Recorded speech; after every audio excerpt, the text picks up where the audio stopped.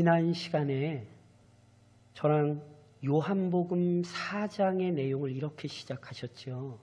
저랑 화면 보시며 요한복음 4장 1절 같이 한번 봉독하실까요? 예수께서 제자를 삼고 세례를 베푸시는 것이 요한보다 많다 하는 말을 바리새인들이 들은 줄을 주께서 아신지라. 예수께서 제자들을 이끌고 복음을 전하실 때 많은 사람이 따랐습니다.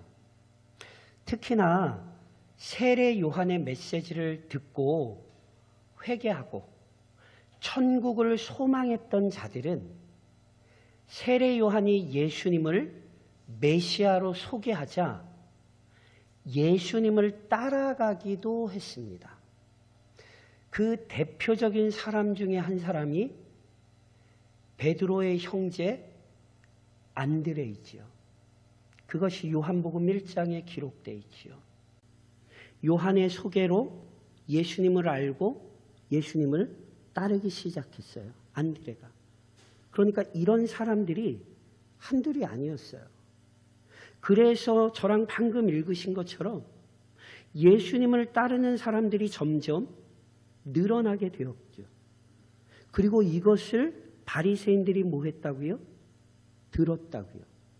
지난 시간에 말씀드렸던 것처럼 단지 귀로 어떤 소식을 들었다는 표현이 아니에요.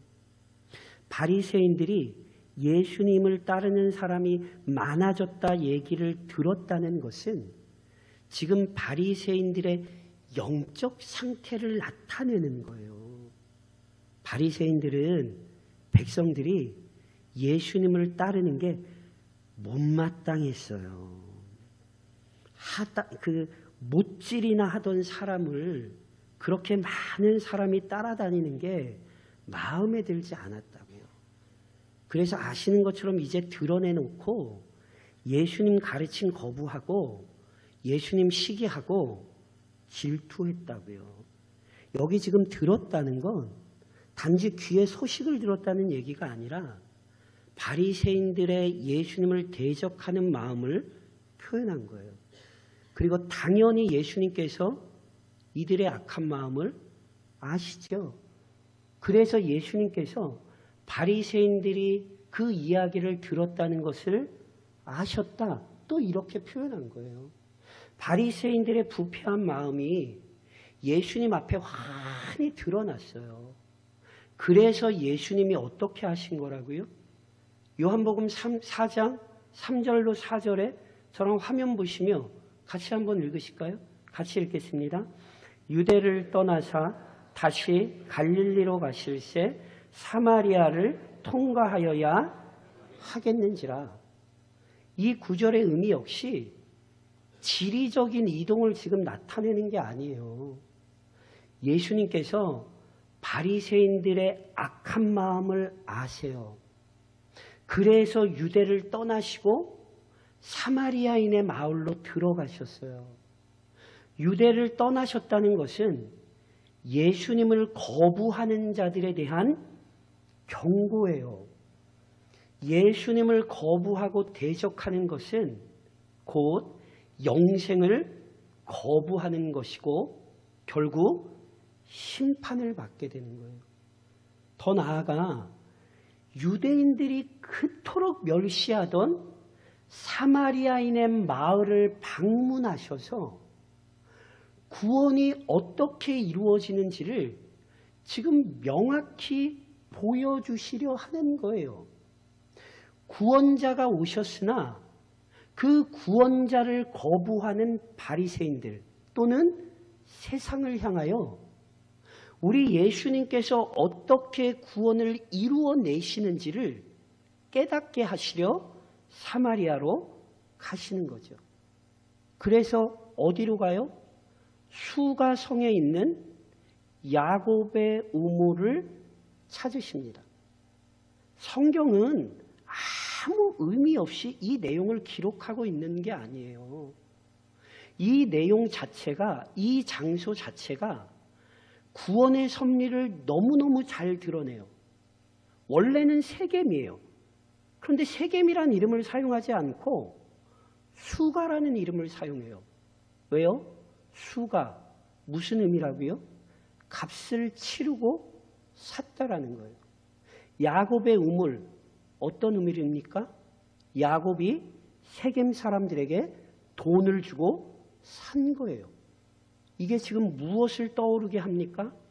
성도 여러분, 우리에게 값없이 구원이 주어졌다고 해서 구원이 값없는 거라고 생각하시면 안 됩니다.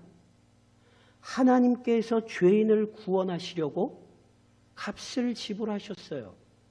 그의 아들 예수 그리스도를 십자가에 내어주셨습니다. 죄인들이 영원한 생명을 얻게 하시기 위해 어느 것과도 비교할 수 없는 우리 주님의 고귀한 생명이 지불되었습니다. 우리의 구원은 수가 야곱의 우물에서 나타나는 것처럼 값을 치르고 얻은 거예요. 그게 전부입니까? 야곱이 우물을 값주고 사고 끝났습니까? 아니에요. 야곱은 칼과 활로 이 우물을 지켜야 했어요. 성도 여러분, 이번 한 주간도 악한 세상 속에서 우리가 믿음으로 살 수 있었던 것, 내 능력, 내 힘 아닙니다. 우리의 구원을 시작하신 성령께서 그 악한 세상 속에서 우리를 지키시고 악한 세력과 그가 친히 싸우사 우리의 구원을 보전하신 거예요. 성도의 구원이 결국 완성으로 가는 이유는 성도가 능력 있기 때문이 아니라 성령께서 친히 싸워 우리의 구원을 지켜내시기 때문입니다. 수가성 야곱의 우물 자체가 우리의 구원의 섭리를 드러내는 장소인 거예요. 그리고 이제 바로 이곳에서 예수님께서 실제로 구원을 베푸시죠. 이 일을 통해 죄인의 구원이 어떻게 이루어지는 것인지를 배우게 하신다고요. 이게 바로 본문의 사건입니다. 그럼 도대체 죄인의 구원이 어떻게 이루어집니까? 사랑하는 교회여, 기억하십시오.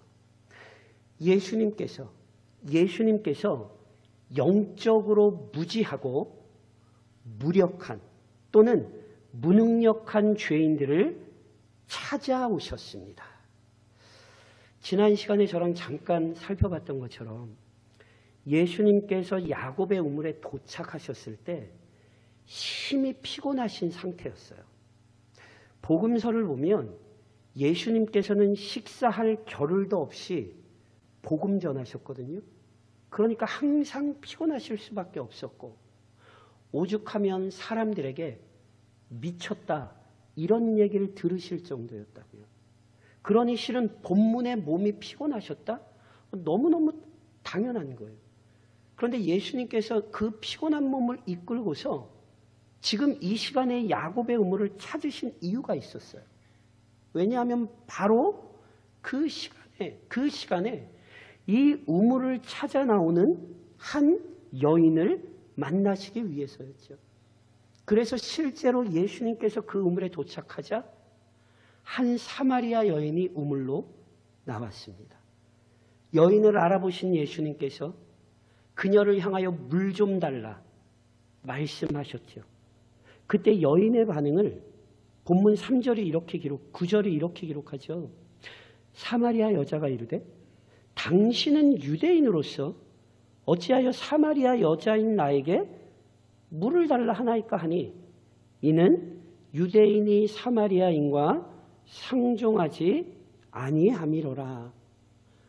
물 좀 달라 그랬더니 줄래요 안 줄래요 이게 아니라 지금 예수님과 논쟁을 하죠. 마지막 표현에도 있는 것처럼 그리고 지난 시간에도 설명드렸던 것처럼 유대인이 사마리아인과 상종하지 않습니다. 유대인이 사마리아인을 사람 취급을 하지 않습니다. 그렇기 때문에 이 여인은 딱 봐도 유대 사람인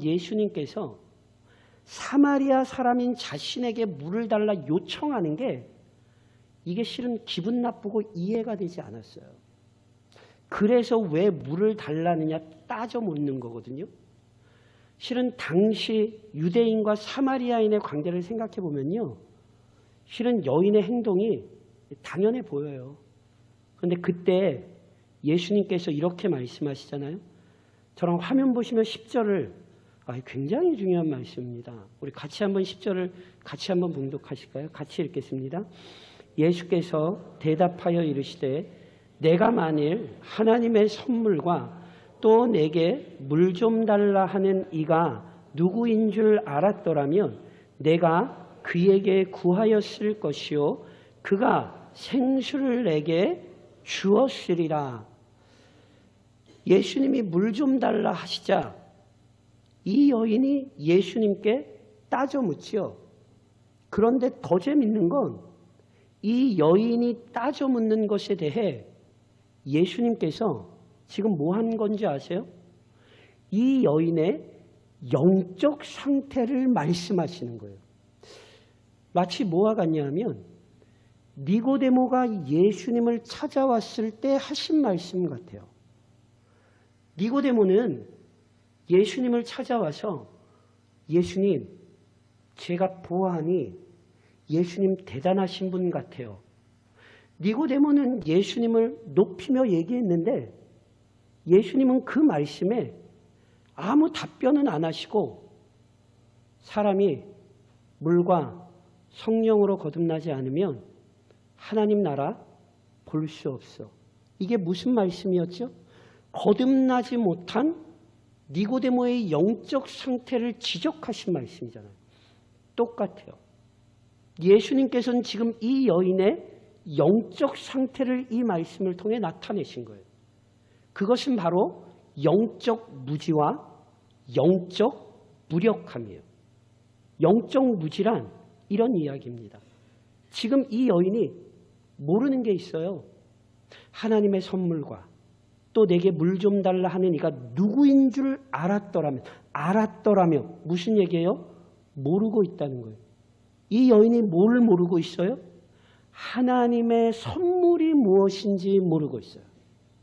예수님께서 생수라고도 표현하신 하나님의 선물이 뭔지 이 여인은 모르고 있는 거예요. 그것만 모르는 게 아니에요. 이 여인은 지금 자신에게 물 좀 달라 하시니 즉 예수님이 어떤 분이신지도 몰라요. 이게 지금 이 여인의 영적 상태예요. 하나님의 선물도 모르고 예수님이 누구이신지 모르는. 그런데 보세요. 이렇게 영적으로 무지하니 동시에 영적으로 무력합니다. 어떻게요? 만일 이 여인이 하나님의 선물도 알고 예수님도 알았다면 예수님께서 어떻게 할 거라고 말씀하셨어요? 예수님께 하나님의 선물을 좀 저에게 주십시오. 요청했을 거라는 거예요. 그런데 하나님의 선물도 모르고 예수님도 누구인지 모르니 하나님의 선물을 예수님께 요청합니까? 안 합니까? 요청 못하는 거죠. 안 하는 게 아니에요. 못하는 거예요. 왜요? 모르거든요. 그러니까 예수님께 하나님의 선물을 요청하기는커녕 당신 왜 유대인인데 나한테 물 달라 그래? 쓸데없는 항변만 하는 거죠. 이것이 지금 이 여인의 상황이에요. 알아야 할 것도 모르고 취해야 할 행동도 취하지 않는 거예요. 그리고 이러한 여인의 심각한 영적 상태는요. 이어지는 대화에서도 계속 드러나요. 실은 지금 예수님께서 여인에게 말씀하신 하나님의 선물 또는 생수는 단지 우물에서 떠올릴 수 있는 시원한 물을 의미하지 않습니다. 그런데 이 여인은 못 알아듣고 있어요. 그래서 예수님께서 영적 상태를 지적하셨잖아요. 너 하나님의 선물도 모르고 너 내가 누군지도 모르는구나. 그러면 마땅히 어떤 말이 나와야 되냐면 하나님의 선물이 뭐고 당신이 누구신데요? 이렇게 나와야 되는데 오늘 본문 11절에 여자가 다시 이렇게 따져 물어요. 여자가 이르되 주여 물 기를 그릇도 없고 이 우물은 깊은데 어디서 당신이 그 생수를 얻겠사옵나이까? 지금 여자가 예수님을 주여라고 부르잖아요. 아이고 믿음 좋네. 이렇게 생각하시면 안 돼요. 여기 지금 주여라는 표현은 우리가 보통 얘기하는 주님 이런 뜻이 아니라 상대방을 높여 부른 말이에요. 그래서 이 여인이 예수님을 단지 처음 봤으니까 예수님을 높여 부르는 거예요. 그러면서 이 여인이 실은 무슨 말을 하는 거냐면 예수님이 뭐가 없대요? 물 그릇 기릇이 없대요. 게다가 우물이 깊대요. 이게 무슨 얘기인지 아시겠어요? 예수님이 말씀하신 생수를 이 여인은 우물에서 길어내는 물로 지금 듣고 있는 거예요. 그래서 예수님을 보니까 우물에서 물을 떠올릴 그릇도 없단 말이에요. 게다가 이 우물은 깊어요. 깊이까지 내려가서 그 우물을 그릇으로 떠올려야 되는데 아니 그릇도 안 가지고 있는 양반이 무슨 물을 떠줄 수 있냔 말이에요. 지금 이 얘기가 이 얘기입니다. 게다가 한마디 덧붙여요. 12절에 이렇게 이 여인이 또 항변하죠. 우리 조상 야곱이 이 우물을 우리에게 주셨고 또 여기서 자기와 자기 아들들과 짐승이 다 마셨는데 당신이 야곱보다 더 크니까 지금 이 얘기가 이런 의미예요. 지난 시간에 이미 설명드렸듯이 이 우물은 야곱이 돈을 주고 샀고요. 야곱이 칼과 활로 지켜냈다가 이후 요셉에게 이 땅을 준 곳이에요. 그래서 이 여인만이 아니라 실은 이 지역에 살았던 아브라함의 후손들이 이 우물물을 지금까지 먹고 마셨단 말이에요. 그런데 지금 예수님께서 이 여인에게 오셔서 내가 생수 줄 수 있어 이러잖아요. 그러니까 이 여인이 지금 이렇게 얘기하는 거예요. 우리 조상 야곱이 지금까지 이 우물을 우리에게 줘서 우리가 잘 먹고 살았는데 당신이 이 우물보다 더 좋은 우물을 우리에게 줄 수 있는 거냐고. 당신이 야곱보다 큽니까? 이 얘기는 당신이 더 좋은 우물을 우리에게 파줄 겁니까? 이렇게 묻는 거예요. 그러니까 보세요. 이 여인은 지금 예수님께서 말씀하신 생수를 뭘로 듣고 있는 거예요? 정말 말 그대로 우물물로 듣고 있는 거예요. 예수님이 능력이 있으면 이 우물 말고 또 하나 좋은 우물 파줄 수 있나 보다. 그렇게 생각하면서 예수님과 논쟁하고 있는 거라고요. 물론 예수님께서 주시겠다는 하나님의 선물, 생수는 이 여인의 생각과는 전혀 다르죠. 그래서 예수님이 다시 말씀하시잖아요. 본문 13절에 예수님이 이렇게 말씀하시죠. 예수께서 대답하여 이르시되 이 물, 야곱의 우물을 마시는 자마다 다시 목마르려니와. 실은 이 여인은 지금 예수님께 야곱의 우물을 자랑한 거거든요. 야곱이 준 우물, 우리가 지금까지 잘 먹고 살았다고. 여기에는 유대인을 향한 실은 반감이 있습니다. 말씀드렸듯이 같은 야곱의 후손인데 유대인들이 자기는 쉽게 말해 정통이고 사마리아인들은 이단이야 이렇게 조롱했잖아요. 그러니까 이 여인이 우리 이 야곱의 우물을 마시고 살았어. 이 얘기는 니네만 야곱 자손이야? 우리도 야곱 자손이야. 그리고 야곱이 준 우물 우리 지금까지 잘 먹고 잘 살았어. 그러니까 이 악감정이 지금 이 여인의 마음에서 지금 예수님께 이런 식으로 표현이 되는 거예요. 자랑하고 있는 거예요. 그러나 이 여인이 아무리 이 우물을 자랑한들 야곱의 우물물을 마시는 자마다 뭐 하죠? 다시 목마르죠. 무슨 얘기냐면 야곱의 우물물은 육신의 갈증만 채워줄 뿐이고요. 그 육신의 갈증은 계속해서 일어나는 것이기 때문에 계속해서 물을 먹지 않으면 실은 살 수 없어요. 근데 반면 예수님은 지금 이 우물 가지고 논쟁하시는 게 아니잖아요. 예수님이 말씀하시는 하나님의 생수는 어떤 거예요? 저랑 화면 보시면 14절 같이 한번 봉독하시겠어요? 14절입니다. 같이 읽겠습니다.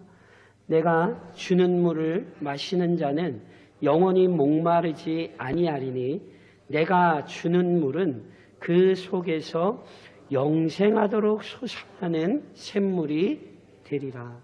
보세요. 우리 주님이 주시는 물을 마시잖아요. 영원히 목마르지 않아요. 이건 이미 우물에서 나오는 물이 아니라는 얘기예요. 우리 주님이 주시는 물은 그 속에서 그 사람의 영혼 안에서 영생하도록 솟아난대요. 이건 우물물이 아니죠. 그렇다면 도대체 우리 주님께서 말씀하시는 생수가 무엇입니까? 그거 아세요? 우리 주님이 말씀하신 생수는 지금 우리 주님이 처음 말씀하신 게 아니에요. 이미 구약성경 여러 곳에 언급되었었어요. 그 대표적인 예를 제가 좀 하나 들어드릴까요? 저랑 화면 보시면 이사야 55장 1절입니다. 저랑 한번 같이 한번 읽으실까요? 같이 봉독하겠습니다. 오호라 너희 목마른 자들아 물로 나아오라 돈 없는 자도 오라 너희는 와서 사 먹되 돈 없이 값 없이 와서 포도주와 젖을 사라. 아멘이세요? 잘 아시는 말씀 아니십니까? 이 말씀이 뭐죠? 하나님께서 이사야 선지자를 통해 자기 백성에게 베푸시는 구원의 은혜를 나타내셨잖아요. 물로 나아오라는 우물물 파먹으라는 게 아니라 하나님이 베푸시는 영광스러운 구원을 물로써 표현한 거죠. 이사야만이 아니에요. 예레미야, 아모스, 기타 등등 많은 선지자들이 하나님께서 주시는 구원의 은혜, 생명의 은혜를 생수로 표현을 했어요. 그러니까 예수님께서는 지금 이 구약의 말씀을 인용하셔서 바로 그 하나님의 구원의 은혜, 하나님의 선물을 예수님이 베풀어 주시는 분이라는 사실을 말씀하고 계시는 거죠.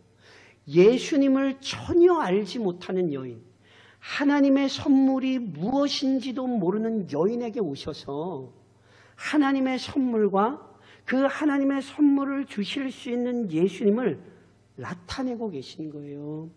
그래서 잘 아시는 요한복음 7장에서는 우리 주님이 이런 말씀도 하신단 말이에요.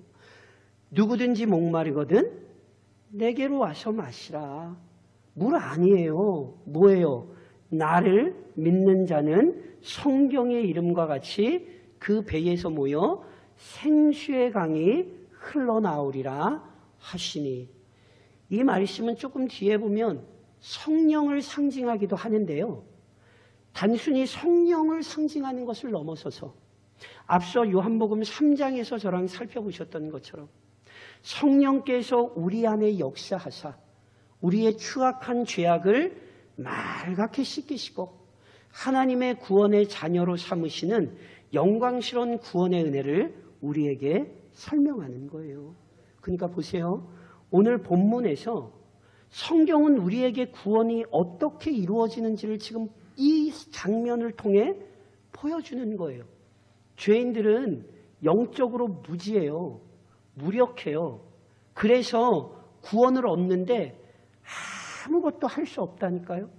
그래서 구원은 어떻게 이루어지는 거예요? 구원자이신 예수님께서 찾아오시는 거예요. 무지하고 무력한 죄인들에게 찾아오셔서 그 영광을 알려주시는 거죠. 성도 여러분, 그렇기에 복음은 모든 사람을 위한 거예요. 왜냐하면 예수님께서는 죄인을 위하여 이 땅에 오신 분이기 때문입니다. 죄인을 위하여 그가 친히 이 땅에 오셔서 그 구원을 알리셨을 뿐 아니라 그 구원을 실제로 시행하셨기에 이 놀라운 복음은 모든 사람에게 전해져야 하는 것입니다. 그러므로 본문을 통하여 이제 적용합니다. 사랑하는 교회요, 영적으로 무지하고 무력한 죄인을 찾아오신 그리스도께 감사하고 찬양하십시오. 이 요한복음이 지금 그려내는 장면을 잘 이해하셔야 돼요. 예수님께서 바리새인들의 마음을 아시고는 뭐 하셨어요? 유대를 떠나셨어요. 어떤 의미라고요?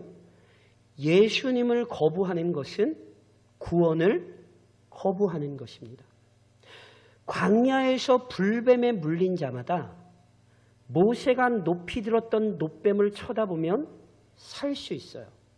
하지만 그 놋뱀을 무시하고 쳐다보지 않으면 죽음을 피할 수 없습니다.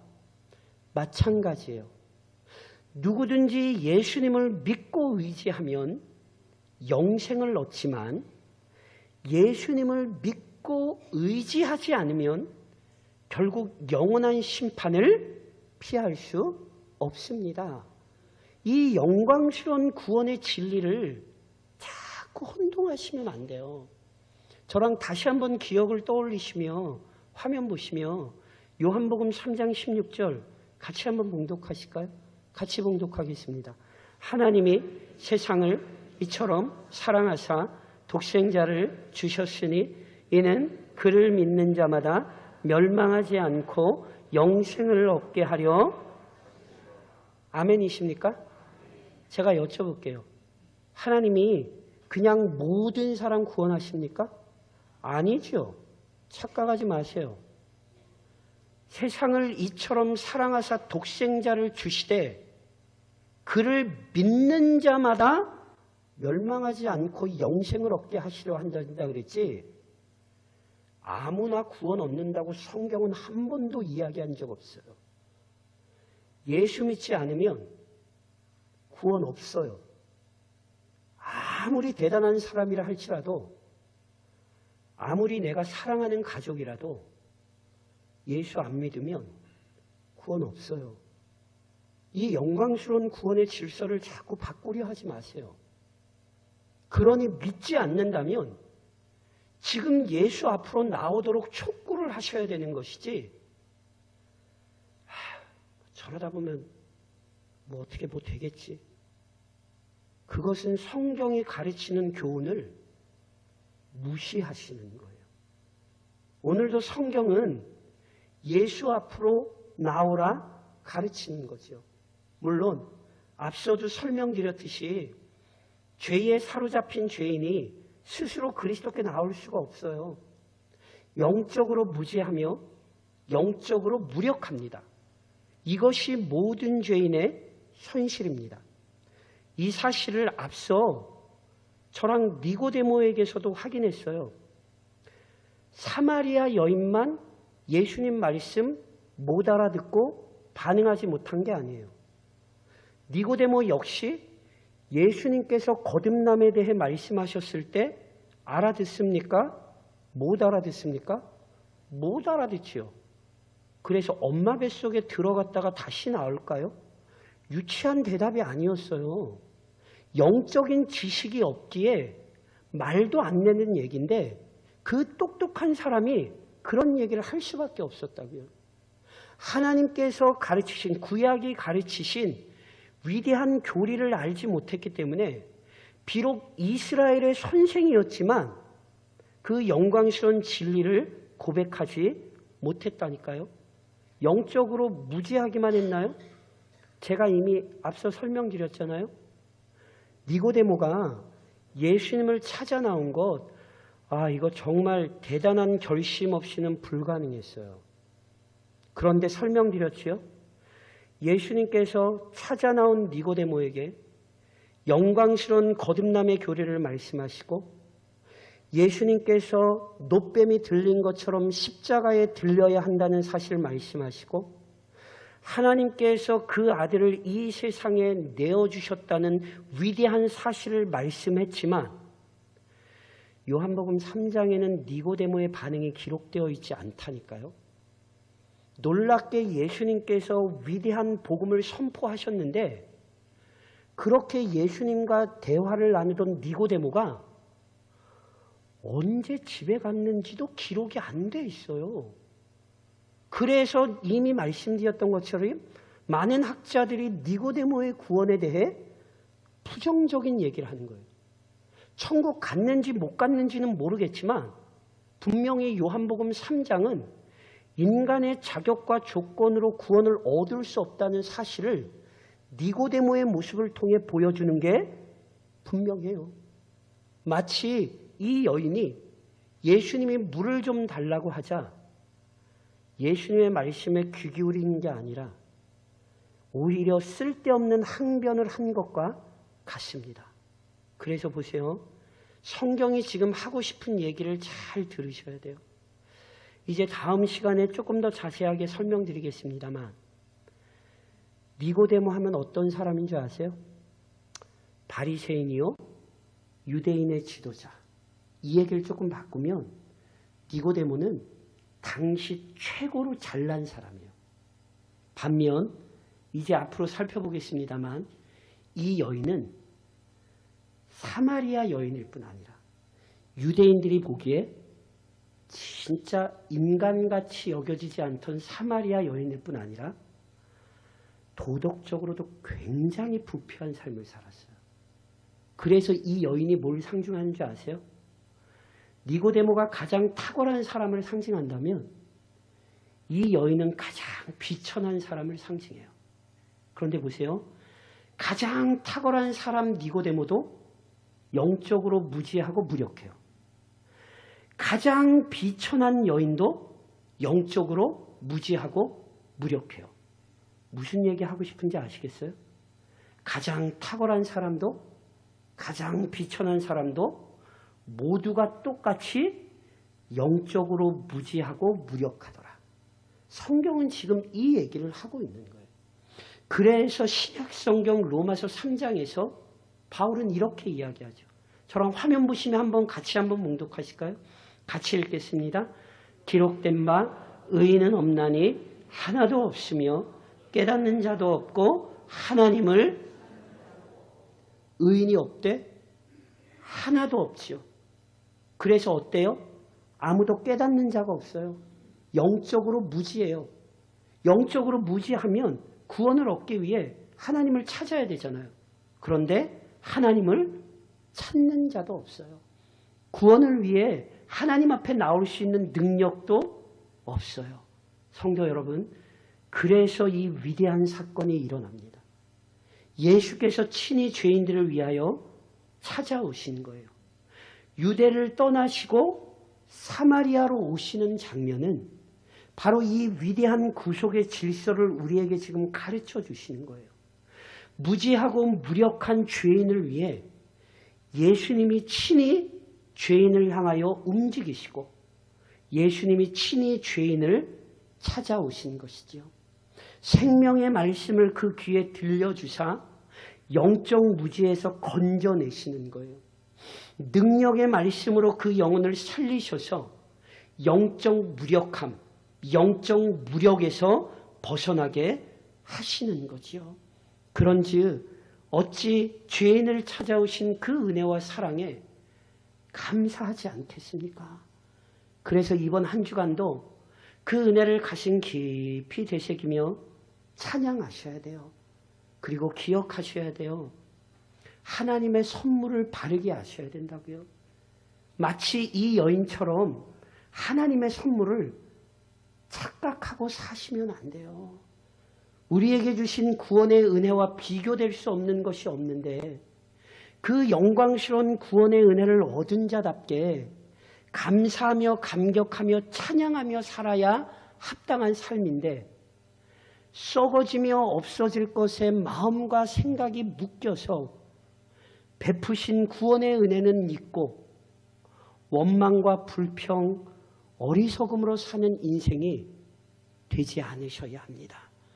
무지하고 무력한 인생을 찾아오셔서 변화시키신 그 은혜를 가슴 깊이 새기시고 이번 한 주간도 날마다 찬양하며 사시길 다시 한번 우리를 무지와 무력함에서 건져내신 우리 주님의 이름으로 권면드립니다.